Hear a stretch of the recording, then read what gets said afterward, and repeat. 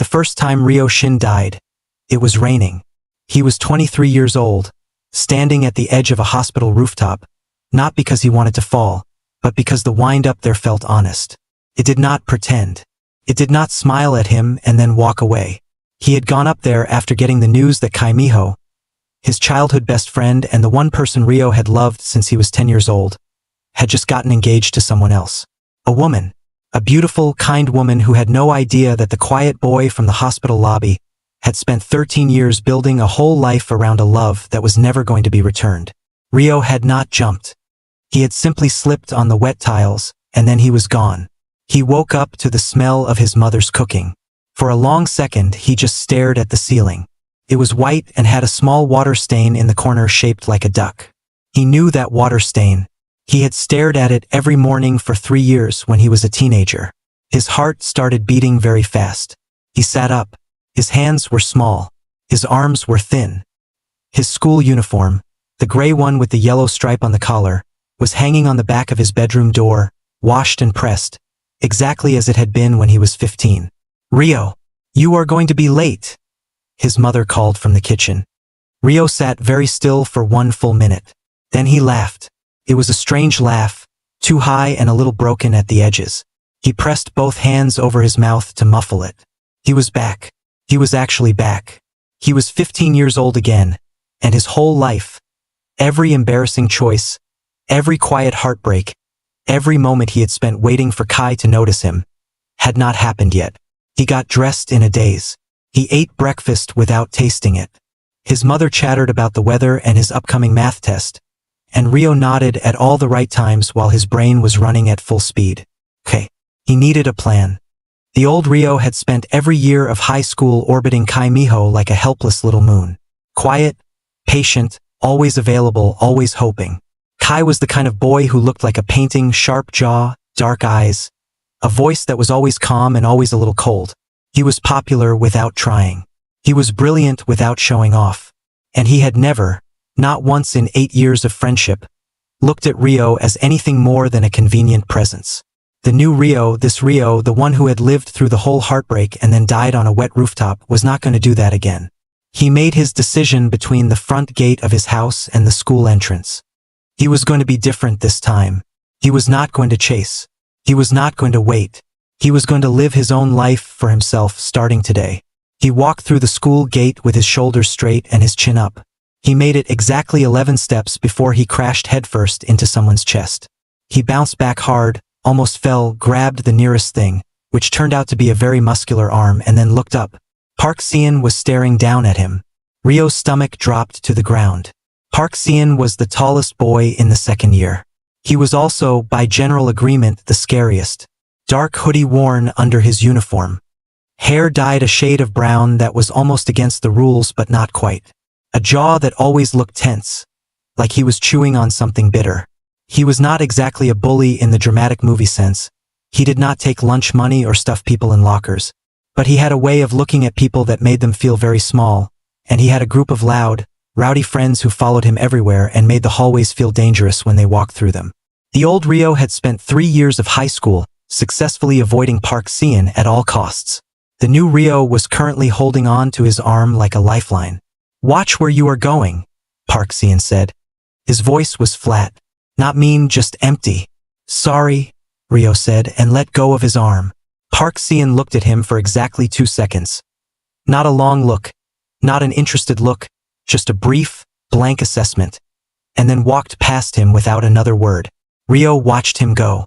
The back of his neck felt warm in a way that made absolutely no sense. He shook it off. That was nothing. That was adrenaline from nearly falling. That was the shock of being alive and 15 again. That was not anything important. He went to class. He sat in his usual seat. And then, like a signal from the universe that it had absolutely no interest in his plans, Kai Miho walked in and sat down directly in front of him. Just as he always had, turned around, gave Ryo a small, polite nod, and went back to reading his book. Ryo stared at the back of Kai's perfect head for a long time. Then he looked down at his notebook. He wrote 3 words in large letters on the first page. "Do not fall." He underlined it twice. And then, from 3 rows away, he heard a sharp, short laugh, quiet, almost under the breath, And when he looked up, Park Seon was sitting sideways in his chair, looking out the window, and his jaw, for the first time that morning, was not clenched. He almost looked like a normal boy. Almost. Rio quickly looked back at his notebook. He underlined the words a third time. The first week back was strange in a way that Rio could not fully explain to himself. Everything was familiar, the classrooms, the schedules, the faces, but his own reactions to everything were different. He had expected that. What he had not expected was how much it would hurt to look at Kai and feel nothing. Not nothing exactly. More like looking at an old photograph of a place you used to love. The image was still beautiful, but you were not there anymore. Kai was exactly as Rio remembered. Quiet and brilliant and perfectly contained. He said exactly what was necessary and never more. In class, his answers were always right. In conversation, his tone was always measured. When Rio said good morning, Kai said good morning back, and it sounded exactly like a robot saying a human word. This was the boy Rio had spent 8 years loving? He sat with this thought at lunch on Wednesday, eating his rice and staring at Kai from across the cafeteria where Kai sat alone, reading, unbothered by the world. "You are staring," said a voice above him. Rio looked up. Park Seon was standing at the end of his table with a lunch tray, looking not at Rio but at the seat across from him with a completely blank expression. His usual group of friends were at another table, loud and chaotic and throwing bread rolls at each other. "All the other seats are taken," Park Seon said. It was not really a question. Rio looked around the cafeteria. At least 5 other tables had open seats. "Sure," Rio said anyway, because in his last life he had been a timid, rule-following ghost of a person, and this time he was trying to be different. Park Seon sat down. He ate with the same energy he did everything, efficiently and without conversation. Rio watched him for a second, trying to figure out if this was some kind of trap. In his memory, Park Seon did not just casually sit with quiet, average people. He existed in a different social layer entirely. "You were staring at Kai Miho?" Park Seon said, without looking up from his food. Rio's chopsticks stopped moving. "I was not. You were. For 6 minutes. You were watching me watch him?" Park Seon looked up for the first time. His eyes were very dark and very direct.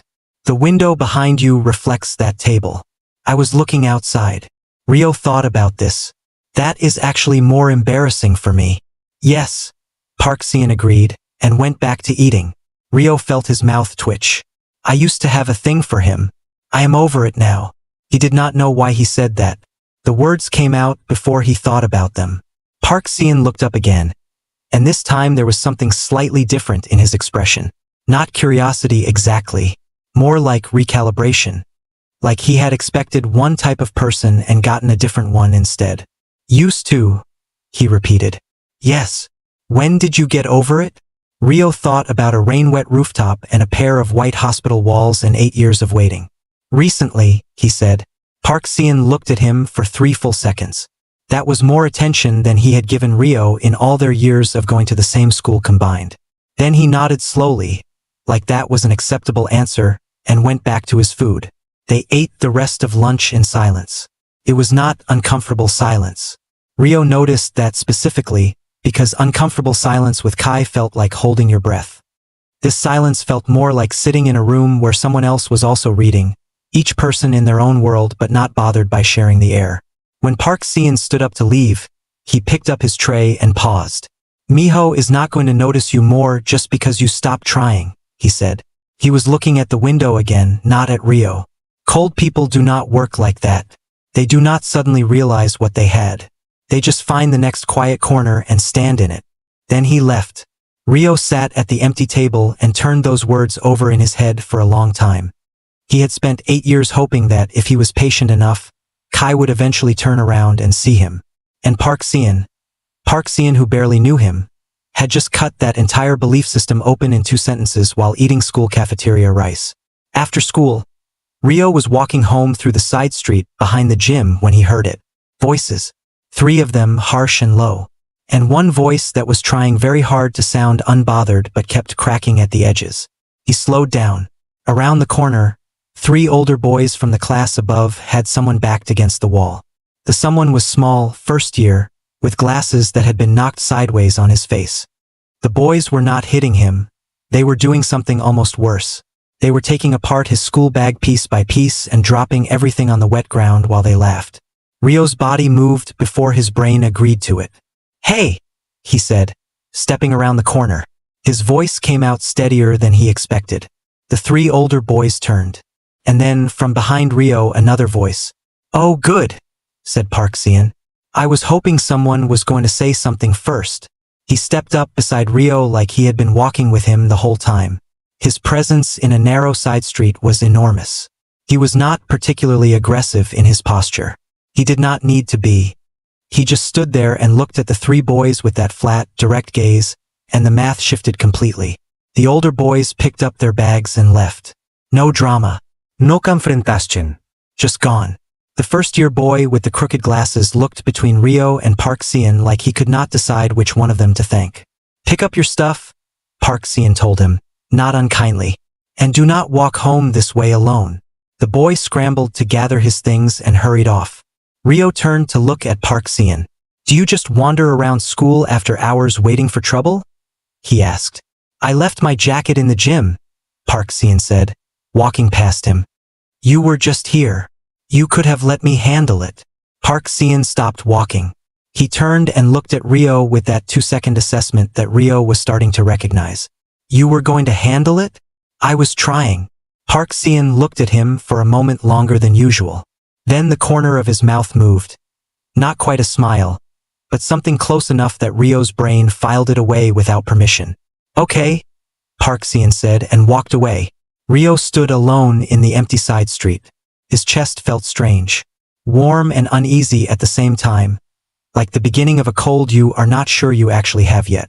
He walked home and did not think about it. He tried very hard not to think about it. By the third week, something had shifted. Rio was not sure when it happened exactly. There was no single moment, no dramatic scene. Park Seon just kept appearing in the places where Rio happened to be. In the library on Tuesday, taking up an entire table with his long legs and an architecture book Rio had not expected him to be reading. In the convenience store on Thursday afternoon, buying 2 cans of cold coffee and handing one to Rio without asking. In the hallway before homeroom, walking in the same direction at the same pace with the kind of comfortable parallel silence that Rio was starting to look forward to more than he wanted to admit. His old classmates noticed. "Are you friends with Park Seon now?" his seatmate Jisoo asked one morning, staring at Rio with wide eyes. "I do not think we are using that word yet," Rio said carefully. "He sat with you at lunch yesterday. He sits where there is space." There was space at 12 other tables. Rio did not have a good answer for that. The thing about Park Seon was that he was nothing like the version of him that lived in Rio's memory from his first life. In that life, Rio had kept his distance and filled in the blanks with assumptions. Loud, aggressive, the kind of boy who took up too much space and did not care who he inconvenienced. The real Park Seon, the one Rio was slowly actually meeting, was loud only with his friends, and even then it was the kind of loud that came from being very comfortable rather than very careless. He was blunt in the way that some people are blunt not because they lack feeling but because they have decided that honesty is worth the discomfort. He read architecture books and old crime novels. He could not fold paper cranes and had asked Rio once, with no embarrassment at all, to show him how, and had then spent 20 minutes making increasingly terrible paper cranes while Rio tried not to laugh.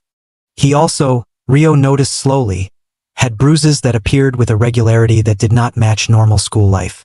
On a Monday it was his right wrist, wrapped in a cloth bandage he kept tugging his sleeve over.